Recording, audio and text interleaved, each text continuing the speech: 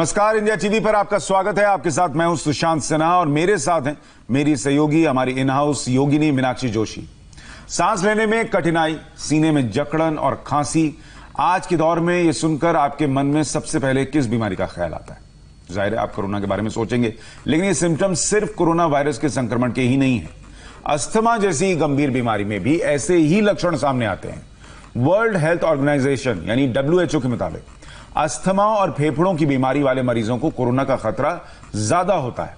दुनिया में करीब 24 करोड़ लोग अस्थमा के शिकार हैं। सिर्फ भारत में ही 2 करोड़ लोग इस बीमारी की चपेट में हैं। बच्चों को भी ये बीमारी काफी आम हो चुकी है। मीनाक्षी, सुशांत, अस्थमा से ही मिलती जुलती एक और बीमारी है COPD यानी क्रोनिक ऑब्स्ट्रक्टिव पल्मोनरी डिजीज। फेफड़ों की इस बीमारी से हर साल दुनिया में 15 लाख लोग अपनी जान गंवा देते हैं। केवल भारत में ही मरने वालों का आंकड़ा 5 लाख है। लेकिन आज अस्थमा के मरीजों के सभी रेस्पिरेटरी पाइप खोलने और कफ या किसी भी तरह की एलर्जी को जड़ से मिटाने के लिए हमारे साथ जुड़ रहे हैं योग गुरु स्वामी रामदेव, जिनका ये दावा है कि वो बहुत ही आसानी से अस्थमा का दम निकाल देंगे। स्वामी जी, आपका बहुत बहुत स्वागत है। बहुत बहुत प्रणाम मीनाक्षी जी, आपको, सुशांत जी आपको भी। एलोपैथी में मान्यता है कि दमा दम के साथ ही जाएगा। हम कहते हैं दमा एकदम जाएगा। आज कोरोना की पूरी कुटाई करेंगे और उसकी विदाई करेंगे। उसके लिए प्राणायाम से लेकर के योगासनों तक का पूरा अनुष्ठान यहाँ से संपन्न होगा। अंत में हम जल नीति, सूत्र नीति और बहुत सारी औषधियां भी मेरे साथ है, सब कुछ बताएंगे। तो देखिए, लोगों ने दम मारो दम गाना बहुत सुना है। आज हम दमा मारो दमा करेंगे। दमा को का काम खत्म करेंगे, उसको जड़ से मिटाएंगे। तो आइए शुरू करते हैं कोरोना से जंग स्वामी रामदेव के साथ।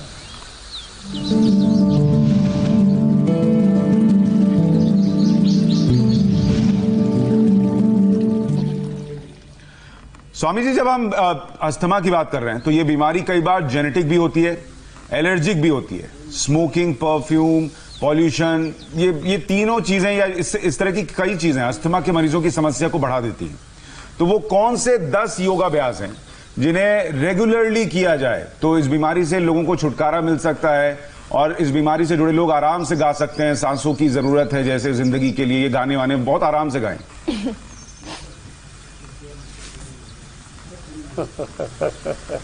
देखो, पहली बात तो ये है कि जो आपने आंकड़े दिए कि अस्थमा के इतने रोगी हैं, एलर्जी के इतने रोगी हैं, मैं आपको एक व्यवहारिक आंकड़ा दे रहा हूं।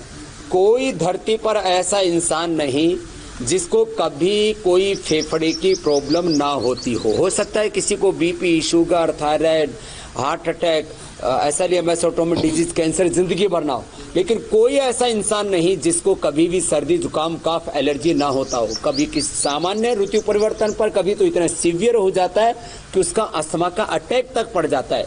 इसलिए ये आज जो हम योग बता रहे हैं आपके फेफड़ों को स्ट्रॉन्ग बनाने के लिए, अपनी इम्यूनिटी को स्ट्रॉन्ग बनाने के लिए, दुनिया के 750 करोड़ लोगों के लिए है। तो चलिए शुरुआत कर देते हैं। सबसे पहले हम आसनों से शुरुआत करते हैं। फेफड़ों को स्ट्रेंथन करने के लिए सबसे पहले श्वास अंदर भर के, क्योंकि जितने भी पीछे झुकने वाले आसन है वो श्वास अंदर भर के किए जाते हैं। तो श्वास अंदर भर के उष्ट्रासन, फिर ये जिनसे ना हो पाएगा उनके लिए अर्ध उष्ट्रासन और अर्ध चंद्रासन हम बताएं। लंबे गहरे श्वास भर के जब इस तरह से करते हैं तो इससे फेफड़े पूरी तरह से फैल जाते हैं, उनमें आकुंचन प्रकाश प्रसारण पूरा होता है। तो एक तो ये तरीका है, लंबा गहरा श्वास भर के आधा से 1 मिनट एक एक आसन को करना। जो ऐसा ना कर सके तो ये ऐसे हाथ लगा करके पीछे अर्ध उष्ट्रासन ऐसे करना। और एक है तरीका, दाएं हाथ छाती पर पहले, बाएं उसके ऊपर रख करके और ऐसे अर्ध चंद्रासन, उष्ट्रासन, अर्ध उष्ट्रासन, अर्ध चंद्रासन। फिर बहुत इजी आसन होते हैं, अर्ध मत्स्येंद्र आसन या वक्रासन। अर्ध मत्स्येंद्रासन, वक्रासन, ये पेट के साथ साथ पेनक्रियाज के साथ साथ आपके पूरे आंतरिक तंत्र को, 3 चीजों को ठीक करना जरूरी है कोरोना के लिए। एक आपके रेस्पिरेटरी सिस्टम को, दूसरा आपके इम्यून सिस्टम को, और तीसरी एक बड़ी बात मैं कह रहा हूं, उसको बोलते हैं एलोपैथी में जो ट्रीटमेंट होता है उसको बोलते हैं सिम्टोमेटिक ट्रीटमेंट, सिम्टम्स के आधार पर होता है। और हम जो ट्रीटमेंट प्रोवाइड कराते हैं वो है सिस्टेमिक ट्रीटमेंट।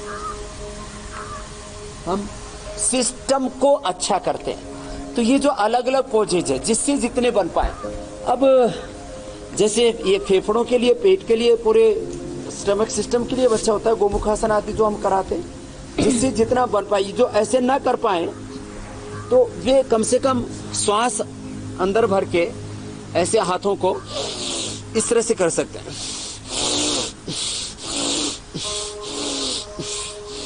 इसी से लाभ हो जाता है। अब मैंने आज अपने साइंटिस्टों को भी बुलाया हुआ है, हमारे पतंजलि रिसर्च इंस्टीट्यूट के साइंटिस्ट। अभी थोड़ी देर में आपके सामने मैं उनको प्रस्तुत करूंगा कि कोरोना जब हम पर अटैक करता है तो ये कोविड के अटैक की जो है 3 उसकी स्टेजेस हैं। जैसे ही कोरोना का वायरस हमारे अंदर जाता है तो हमारे जो फेफड़ों की जो बेसिक यूनिट होते हैं उनको एल्वोलाई कहते हैं। उसकी अंतर प्रणाली को वो जैसे कोई आतंकवादी प्लेन को हाईजैक कर लेते हैं या किसी घर को या किसी परिसर को हाईजैक कर लेते हैं और फिर वहां पर जो लोग बैठे होते हैं उनसे कहते हैं कि भाई जो हम कह रहे हैं वो ऐसे करो।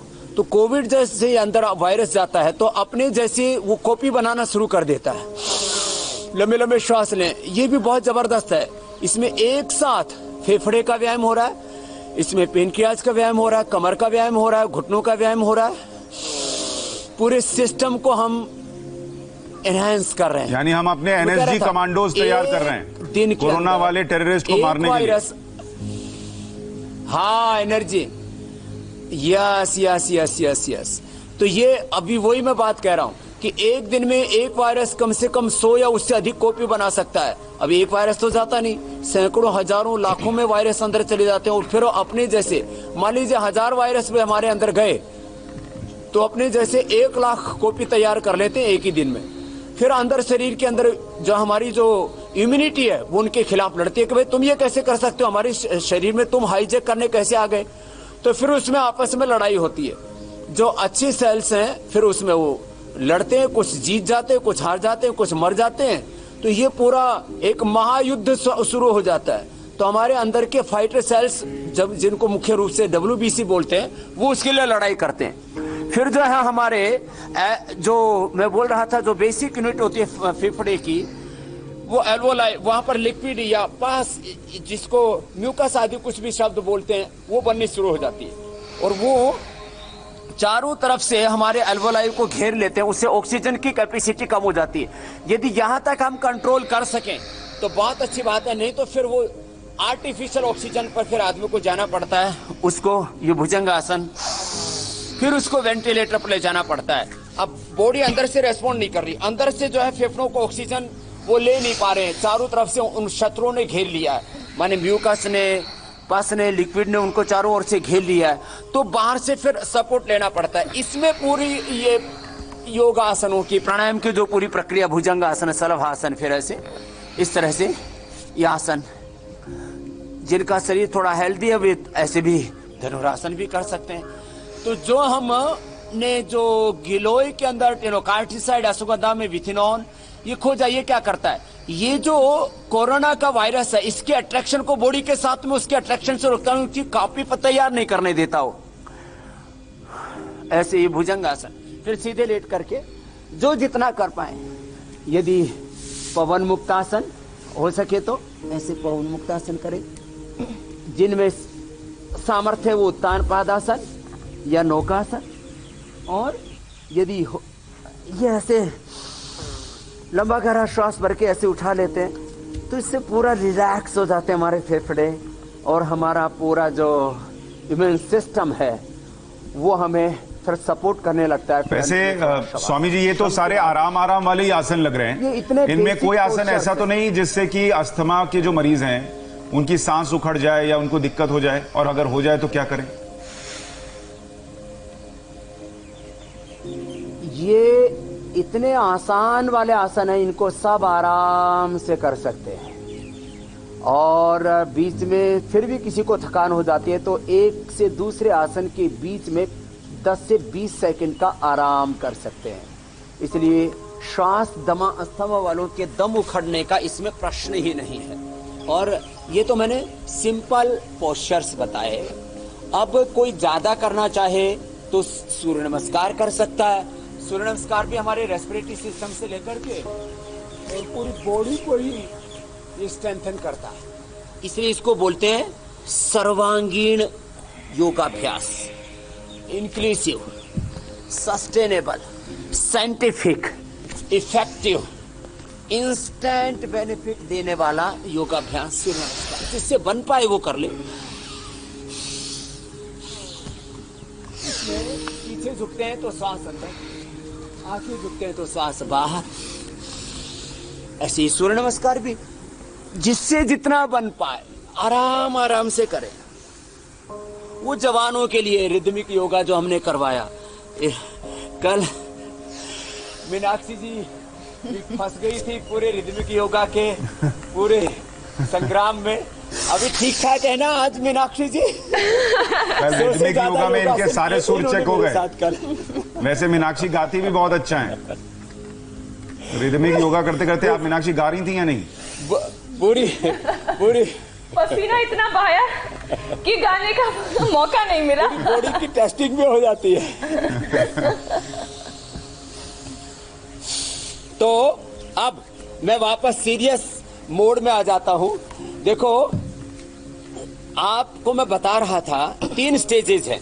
एक कोरोना अंदर गया हमारे अंदर और उसने हमारी बॉडी के सेल्स को हाईजैक कर लिया और अपनी कॉपी तैयार करनी शुरू कर दी। तो भस्त्रिका, और ये भस्त्रिका, कपालभाति, उज्जाई, अनुलोम विलोम, भ्रामरी उद्गीत करते हुए मैंने अपने साइंटिस्ट को भी बुला लिया है। एक माइक भी दे देंगे इनको, माइक लगा दिया है। तो आइए आप भी इधर ही बैठ जाए। ये भी खुद योगाभ्यास करते हैं, इतने स्मार्ट बन गए। आपने देखा कि इंडिया टीवी पर इनका भी हमने वेट कम कर दिया। अभी तक कितना कम हो चुका है? आराम से बैठ जाइए आप। 7 किलो वेट कम कर चुके हैं। नहीं तो आपने देखा होगा डॉक्टरों के स्वामी रामदेव दिखाई देते पहले से। तो स्वामी जी, आप तो खुद ही पूरी साइंटिस्ट वाली बातें करते हैं। लोग सोच रहे होंगे अब ये साइंटिस्ट भाई साहब क्या बता नहीं, उसको थोड़ा अच्छे से एक्सप्लेन कर देंगे कि क्योंकि सिंपैथेटिक पैरासिम्पैथेटिक सिस्टम काम करता है, ऑटोमेन सिस्टम काम करता है, वॉलंटरी सिस्टम काम करता है। एक एक सेल से लेकर के पूरे सिस्टम को ये मुझे भी यही लोग समझाते हैं। तो अब वो प्रेशर में आ गए होंगे स्वामी जी। जैसे आपने एक सांस में सब बता दिया, वो प्रेशर में होंगे। अब लोग उनको डबल जज कर रहे हैं कि साइंटिस्ट बेहतर बताते हैं कि स्वामी रामदेव बेहतर बताते हैं। नहीं, ये योगी साइंटिस्ट है, इसलिए मूलाधार से सहस्रार्थ का इनके सिलेबस में जो नहीं है मेरे पास वो एक्स्ट्रा भी है ना।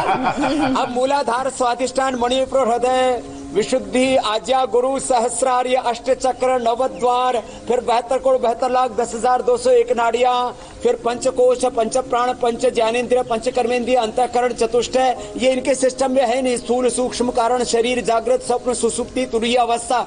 अब मैं इसे तुरीय बोलूं तो इसकी तुर्री बन जाएगी, इसको पता ही नहीं लगेगा कि ये कहा जागृत, स्वप्न, सुसुप्ति से तुर्री में तुरीय में ले गए हमको। नहीं, लेकिन आपको बताता हूं, जैसे ही कोविड का प्रकोप शुरू हुआ चाइना में, हमारे डॉक्टर अनुराग वार्ष्णेय जी हैं, ये इन्होंने पूरा का पूरा रिसर्च में पूरी जिंदगी बिता दी है। और इन्होंने जो रिसर्च शुरू किया कि कोरोना का वायरस जैसे हमारे भीतर अटैक करता है तो उसके कोरोना के इंफेक्शन को बॉडी से कैसे रोका जाए। और ये जो अभी मैंने बोला था 3 स्टेजेस की बात की थी, तो उस पर वो कैसे काम करता है, प्राणायाम के साथ साथ दवाइयां कैसे काम करती हैं और प्राणायाम कैसे काम करता है, उसको डॉक्टर साहब आप अपनी भाषा में कह दिए। और हम और मीनाक्षी जी कपालभाति जो बहुत जरूरी है। और मैं एक काम करता हूं, मैं तब तक वो एनिमेशन दिखा देता हूं जो आप कह रहे हैं कि कैसे एंट्री होती है कोरोना की, वो एनिमेशन के जरिए भी दिखा रहे हैं। अब आप बताइए, वो भी दिखा दीजिए। ये जो आप एनिमेशन दिखा रहे हो, ये किस तरह से कोरोना अंदर एंटर कर रहा है, एंटर कर करके कैसे वो हमारे फेफड़े के ऊपर, जो अभी मैं बोल रहा था, फेफड़े के जो हमारे अल्वोलाइज हैं उसको कैसे वो काबू करता है, किस तरह से वहां पर उनके ऑक्सीजन की सप्लाई को बाधित करता है, उसकी अंतःक्रिया को उसको बाधित करता है, उसको डॉक्टर साहब आप अच्छी तरह से एक्सप्लेन कर दीजिए। जैसे पूज्य स्वामी जी ने भी कहा कि कोरोना जो है वो एक इन्फेक्टिव रेस्पिरेटरी डिजीज है, और जो कोरोना वायरस है वो हमारे नाक, आँख और मुंह के साथ इन्फेक्शन होते हुए लंग्स तक पहुंचता है, और वहाँ जाके वो लंग्स की जो हमारी बेसिक यूनिट हैं एल्वोलाई, उनके अंदर जो सेल्स हैं उनको इन्फेक्ट करता है और उस पूरे सिस्टम को हाईजैक कर लेता है और अपनी जैसी कॉपी बनाना शुरू कर देता है, जिस प्रोसेस को हम रिप्लिकेशन कहते हैं। और ऐसे एक वायरस का 1 के 2, 2 के 4 और हजारों लाखों संख्या में लंग्स के सेल के अंदर वो वायरस बढ़ जाते हैं। जैसे ही वो वायरस का नंबर वहाँ बढ़ता है, हमारे जो शरीर की प्रतिरोधक क्षमता है, जो इम्यूनिटी है, वो उससे लड़ने को तैयार हो जाती है। फर्स्ट लाइन ऑफ डिफेंस आती है, सेकंड लाइन ऑफ डिफेंस आती है, और एक जैसे स्वामी जी ने बताया कि एक महायुद्ध जैसी कंडीशन आ जाती है, और बहुत सारे सेल्स हमारे भी और बहुत सारे सेल्स वायरस के दोनों की लड़ाई होती है, दोनों की होती है, और दोनों की लड़ाई में फिर कुछ शहीद होते हैं। जो शहीद होते हैं हमारे अंदर के सेल्स, वही पस बन जाते हैं, म्यूकस बन जाते हैं, वहां पर एक लिक्विड तैयार हो जाता है। जैसे वहां बाहर युद्ध के अंदर यदि लाशें बिछ जाएं तो उनमें जैसे एक पूरा षडांत पैदा हो जाती है, उसके अंदर दुर्गंध पैदा हो जाती है, उस तरह से अंदर ये षडांत पैदा हो जाती है। और कुछ अच्छे सेल जो हमारे बॉडी के हैं, जो फाइटर सेल्स हैं, वो डिजीज के सेल्स को भी, कोरोना के सेल्स को भी मारते हैं। तो इस प्रक्रिया के बाद फिर क्या होता है? उसके बाद क्या होता है, हमारे बॉडी का जो इम्यून सिस्टम है वो हाइपर एक्टिवेट हो जाता है, और उसके बाद साइटोकाइन स्टॉर्म हो जाता है। मतलब कि जो सिग्नल्स हैं जो एक सेल से दूसरे सेल की तरफ जाते हैं, उनका बहुत ही ज़्यादा वॉल्यूम में रिलीज हो जाता है, और एक ऐसी कंडीशन आ जाती है कि सेल पूरी बॉडी स्ट्रेस में आ जाती है, और जो एल्वोलाई हैं उनके अंदर लिक्विड भरना शुरू हो जाता है। ऐसी एरिया जहाँ पे ऐसे कुछ सरफेस एरिया जहाँ गैसेस एक्सचेंज हो सकते हैं, वो भी कम हो जाते हैं। तो ऐसा करते करते टोटल सरफेस एरिया गैस के लिए कम हो जाता है, और शरीर में ऑक्सीजन की कमी होनी शुरू हो जाती है। एक बात इनसे पूछ सकते हैं क्या? बोलते हैं उस हाइपोक्सिया की वजह से लंग फंक्शन डाउन होना शुरू हो जाते हैं। जरूर आप बताइए, मैं पूछ लूंगा। मैं ये पूछ रहा था, अमूमन जब ऐसी कोई समस्या होती है और शरीर का इम्यून सिस्टम और बीमारी के वायरस अंदर लड़ रहे होते हैं, तो शरीर में लक्षण दिखने लगते हैं, पता लगने लगता है कि अंदर लड़ाई चल रही है। इसमें ज्यादातर मरीज एसिम्प्टोमेटिक है, उनमें लक्षण नहीं दिखते। ये क्यों होता है?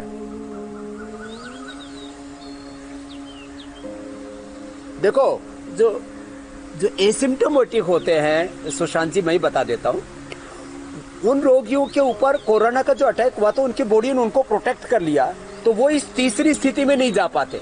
माने जहां पर उनका रेस्पिरेटरी सिस्टम फेल हो जाता है, पूरे जो है उनके अल्वोलाइज को जो है कोरोना के वायरस घेर लेते हैं अंदर से, फिर उनको आर्टिफिशियल ऑक्सीजन पर, वेंटिलेटर आदि पर ले जाना पड़े, ऐसी स्थिति में नहीं जाते। जो एसिम्प्टोमेटिक है वो एक अच्छी कंडीशन में होते हैं, उनके फेफड़े अच्छे से काम कर रहे होते हैं, उनका रेस्पिरेटरी सिस्टम ही नहीं, उनका ब्रेन, उनकी पूरी बॉडी, उनकी पूरी इम्यूनिटी उनको सपोर्ट करती है, उनका ब्लड प्रेशर अच्छा होता है, उनका हार्ट रेट अच्छा होता है, उनकी शुगर लेवल ठीक होता है, उनको कोई क्रोनिक डिजीज नहीं होती है। तो ये सब चीजें जब सपोर्ट करती है वही एसिम्प्टोमेटिक होंगे।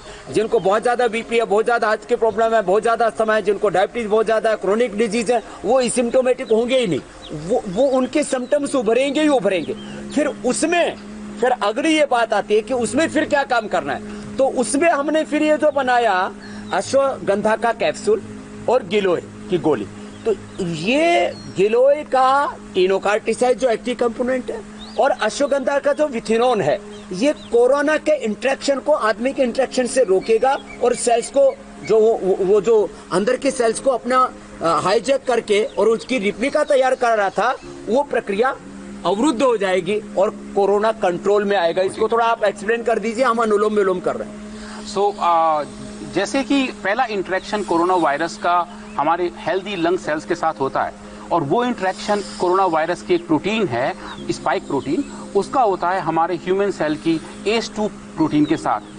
इस इंटरेक्शन को रोकने के लिए हमने देखा लगभग 100 मेडिसिनल प्लांट के लगभग 1000 कंपाउंड्स हमने मॉलिक्यूलर डॉकिंग के तहत अटैच किया और अब हमारे पास अब इन विवो डेटा भी आने वाले हैं, जिसमें हम ये पता कर पाए कि अश्वगंधा और गिलोय, इनके दो कंपाउंड, जैसे स्वामी जी ने बताया आपको, टिनोकॉर्टिसाइड और बिथेनॉन, ये इस इंट्रैक्शन को बंद करते हैं। तो अगर ये हमारे सिस्टम में ये वाले कंपाउंड होंगे तो मोस्ट लाइकली ऐसा होगा कि पहला इंटरेक्शन जो वायरस का हमारी हेल्दी सेल से है वो कम हो जाएगा या फिर बंद हो जाएगा, वायरस की एंट्री सेल्स में नहीं हो पाएगी। दूसरे केस में अगर एंट्री हो भी जाती है किसी कारण से, तो ऐसा कुछ एक कंपाउंड जो उस वायरस के रिप्लिकेशन को बंद करे, उसकी कॉपियां बनाने को बंद करे, वो कंपाउंड हमें मिलता है तुलसी से। तो वो कंपाउंड वायरस की खुद की रिप्लिकेशन प्रोसेस को हल्का करता है, मंद करता है। तो 1 के 2, 2 के 4 की जगह 1 का 1, 1 के 2 ही।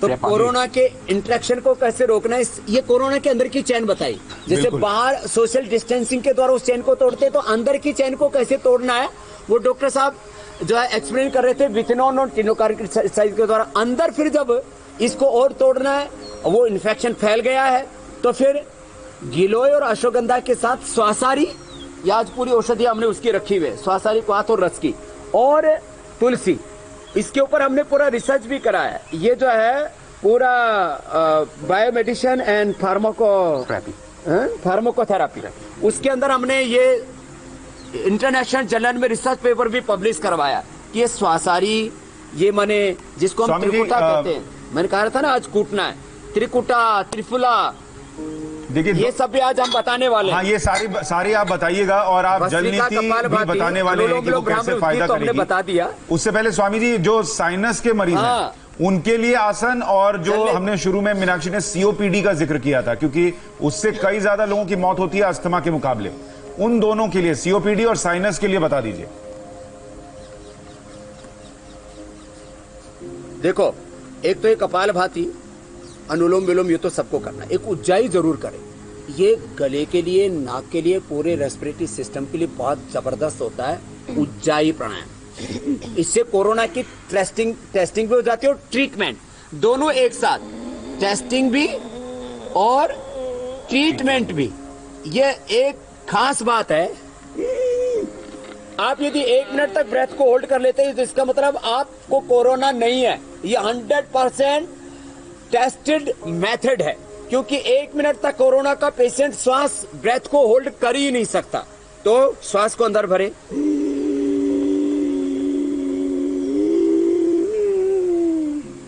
और ऐसे रोक करके रखें। सामान्य अवस्था में आधा मिनट, जिनको खास करके हाइपरटेंशन, हार्ट की प्रॉब्लम, अस्थमा है, कमजोरी है, वे आधा मिनट तक ही रोके, और जिनको ये प्रॉब्लम नहीं है वो 1 मिनट तक ऐसे रोक सकते हैं। तो ये कोरोना की कुटाई का और उसकी विदाई का मंत्र है उज्जाई। ऐसे रोक के रखा, फिर दाएं आंख को बंद करके बाएं से छोड़ दिया। तो ये बोलना नहीं है, मुझे तो बोलना इसलिए पड़ता है कि मुझे सब बताना भी पड़ता है, उसके बेनिफिट भी बताने पड़ते हैं, करना भी पड़ता है, दिखाना भी पड़ता है, तो इसलिए भर करके रोक के रखना है। कुछ लोग सोचते होंगे स्वामी रामदेव कई काम एक साथ कैसे करते हैं। तो ये उज्जाई भी बहुत जबरदस्त है। आयुर्वेद में 3 चीजें बड़ी महत्वपूर्ण होती हैं, हरड़, बहेड़ा, आंवला। इसको तो बोलते हैं आयुर्वेद में, देखो ये आप मेरे हाथ में देख रहे हैं, दाएं हाथ में हरड़, बाएं हाथ में बहेड़ा, और फिर ये आंवला। हरड़, बहेड़ा और आंवला तो अभी तो इधर नहीं रखा है शायद, लेकिन जी छोड़ रखा है आंवला का। हाँ, तो हरड़, बहेड़ा, आंवला, इसको त्रिफला कहते हैं। आंवला सब जानते ही है। इसको लेते हैं तो इससे पूरी बॉडी डिटॉक्स हो जाती है। आज जो कफ, अस्थमा, एलर्जी के लिए मैं बताता हूँ, एक तो बोलता हूँ 100 ग्राम बादाम, 20 ग्राम काली मिर्च, 50 ग्राम खंड पाउडर करके 1 चम्मच दूध से ले ले, दूध में हल्दी, शिलाजीत और च्यवनप्राश ले लें। ये तो है। अब इसमें ये सूंठ, काली मिर्च, सूंठ, काली मिर्च और ये पीपल, सूंठ, काली मिर्च, पीपल, इसको त्रिकुटा कहते हैं। इसको हम लोग कूटते हैं और इसको त्रिकुटा, तीनों को कूट लो तो ये त्रिकुटा तैयार हो जाता है। और स्वासारी, इसके लिए तो अद्भुत औषधियां हैं। आज ये काम डॉक्टर साहब को दे देते हैं कुटाई करने का। और आपको मैं एक बात बता रहा हूं, ये रुदंती, ये काला बासा, ये बहुत कम लोगों ने देखी होती है, देसी तुलसी, और ये जो है भारंगी, ये अकरकरा, और जो है ये काकड़ा सिंगी। ये सब मिलेगा कहाँ स्वामी जबरदस्त जी? होती है। इसका जो ये जो होती है ना काकड़ा सिंगी, ये इसका आकार ही फेफड़ों जैसा होता है। काकड़ा सिंगी जबरदस्त होती है, अद्भुत, जैसे आप दिखा रहे थे ना, और जैसे कोरोना का आप चित्र दिखाते हो, फेफड़े के जो चित्र दिखाए जाते हैं उसके अल्वोलाइज के, ऐसी होती है ये उसके लिए जबरदस्त होती है। इसको हमने स्वासारी करके बना दिया। तो ये सब जड़ी बूटियां, अब इनको हमने पाउडर करके और जो है स्वासारी एक उसमें रस के रूप में हमने तैयार कर दिया, स्वासारी। तो ये मतलब अलग अलग ढूंढने की जरूरत नहीं है, वो सीधे स्वासारी ले लें तो ये सब मिल जाएगा। हमने हाँ स्वासारी ले लेंगे तो उसमें सारी चीजें मिल जाएंगी। और इनको फिर जो है ये रुदंती फल होता है, ये भी रुला देता है ये सारे इस कफ को, अस्थमा को, कोरोना को। ये रुदंती का फल होता है, देखने में बेल जैसा लगता है ये। और इसका काढ़ा बना करके पी लें, बासा, तुलसी, ये अकरकरा जबरदस्त होता है। मुंह में डालते ही जैसे एकदम इसको ऐसी इसकी जड़ होती है ना, ये अकरकरा पहले तो बहुत महंगा मिलता था, अब हिंदुस्तान में पैदा होने लगा। ऐसे इसको मुंह में डालते हैं तो पूरा कोरोना को अंदर से सफाई करना शुरू कर देता है। तो ऐसे ही ये जलनेती, सूत्रनेती से भी सफाई होती है। तो ये सारी औषधियों की, इसलिए हम कहते हैं हम कोई व्यापार के लिए काम नहीं कर रहे, उपचार के लिए और उपकार के लिए काम कर रहे हैं। चाहे वो पतंजलि योगपीठ कर रहा है या इंडिया टीवी के माध्यम से हम ये कार्यक्रम दिखा रहे हैं, तो इससे करोड़ों लोग लाभान्वित हो रहे हैं। पिछले 2.5 महीने में लगभग 100 करोड़ से ज्यादा लोगों ने ये अलग अलग कार्यक्रमों की वीडियो देख करके और अपनी बीमारियों को मिटाया है, घटाया है, हटाया, पहले कंट्रोल और बाद में क्योर किया है। तो ये प्राणायाम तो मैंने बता दिया, भस्त्रिका, कपालभाति, उज्जाई, अनुलोम विलोम, भ्रामरी, उद्गीत, ओम। अब जलनेती, सूत्रनेती बताते हैं। ये जलनेती और सूत्रनेती लोटे के अंदर, ये मैं बता रहा था, हरड़, बहेड़ा, आंवला, क्योंकि हमारे पास तो सब रेडीमेड होता है। तो हमने आपको त्रिफला भी बता दिया, इसको पाउडर करके 1 चम्मच लेते हैं तो इससे और कूट लीजिए डॉक्टर साहब, थको मत। हाँ पेट की सफाई के लिए तो ये चूरन लेना कब है स्वामी जी? खाली पेट सुबह? तो हाँ, ये रात को ले ले तो सुबह पेट की सफाई हो जाएगी, पूरी बॉडी डिटॉक्स हो जाएगी। और ये त्रिकुटा और ये स्वासारी, ये काढ़ा बना करके शहद के साथ 1-1 चम्मच लेते हैं तो पूरी सफाई हो जाती है।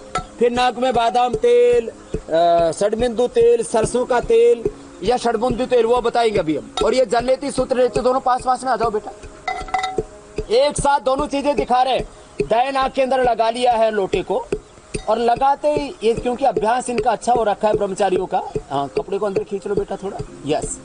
देखो, दाएं नाक में लगाया, बाएं से निकल गया, दाएं नाक से डाला और फिर मुंह से निकाल दिया। एक तरफ सूत्रनेती हो रही है, एक तरफ जलनेती हो रही है।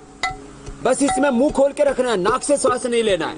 तो एक साथ कई कार्यक्रम चल रहे हैं। कोरोना की कुटाई और विदाई के लिए काढ़ा भी बन रहा है इधर, और इधर से जलनेती, सूत्रनेती, उसके विदाई समारोह का, उसकी सफाई का एक साथ ही अनुष्ठान। ये सारा दृश्य आपको इंडिया टीवी पर ही देखने को मिल सकता है। पहले इनको गुप्त विद्या, रहस्यमयी विद्याएं कह करके लोग कहते थे, अरे साहब कहीं पानी कहीं सिर में ना चढ़ जाए, ब्रह्मरंध्र में ना चढ़ जाए, ऊपर चढ़ गए तो उतरे नहीं, ये अपने आप उतर रहा। दूसरी तरफ से करो बेटा। हाँ, ये दाएं नाक से किया। अब दाएं नाक के बाद में अब बाएं नाक से अभी आपको दिखाएंगे। ये एक बिल्कुल सरल चीजें हैं। योग के धर्म को, अध्यात्म को, ऐसे रहस्यों के पर्दों में छिपाया हुआ था लोगों ने। देखिए, दाएं नाक से लगाया और बाएं से करना शुरू हो गया। ऐसे मुंह खोल के रखते हैं और दाएं के बाद आराम से करो बेटा, आराम से। तुर्री बंद गई है, हा? अब देखो उधर उस ब्रह्मचारी ने जो सूत्रनेती कर रहा है ना, वो तो अद्भुत दृश्य है। नाक से जैसे नकेल डाल देते हैं ना, हाथी है कितना ही तगड़ा हो, उसको अंकुश से काबू में कर लेते हैं। ऊंट है, बैल है, भैंसा है, उस सांड है उसको नकेल डाल करके। तो ये आदमी की नाक में नकेल नहीं डाल रहे हैं, ये कोरोना की नाक में नकेल डाल रहे हैं। नाक से मुंह तक नकेल है। बहुत जबरदस्त कार्यक्रम। स्वामी जी लेकिन एक बात कहना चाह रहा था, बहुत सारे लोग ये लिख भी रहे हैं और कह भी रहे हैं कि आजकल आप चैलेंज नहीं दे रहे हैं तो जीवन में थ्रिल थोड़ा कम हो गया है। तो एक चैलेंज आज आप दे ही दीजिए, और वो वाला मत दीजिएगा जो आपने वो वैज्ञानिक साहब को दिया है, दिन भर कूटने वाला।